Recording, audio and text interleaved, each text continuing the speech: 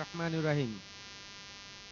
আমি মোহাম্মদ সাজিব হোসেন, গাজীপুর মহানগর Jesus senior যুগ্ম আহ্বায়ক, সান্দারপাড়া ইউনিট বিএনপি।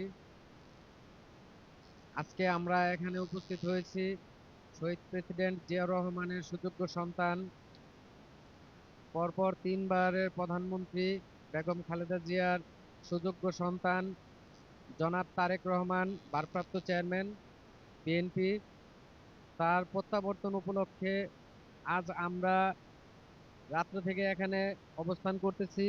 ইনশাল্লাহ আগামীকাল মঞ্চের পাশে তার বক্তৃতা এবং তার স্লোগান, তার নির্দেশ আমরা মেনে আগামীকাল মঞ্চের আলোচনা শেষ করে আমরা এখান থেকে বিদায় নিব ইনশাল্লাহ।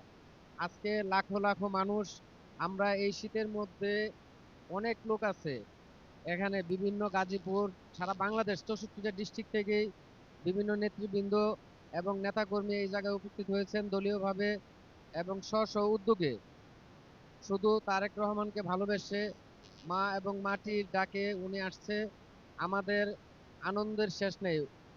আমাদের সারা বাংলাদেশের ইতিহাসে প্রথম হয়ে থাকবে এটা।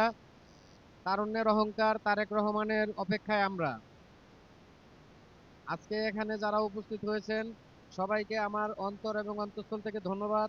গাজীপুর মহানগর বিএনপি এবং অঙ্গ সংগঠন যারা উপস্থিত আছে সবাইকে ধন্যবাদ।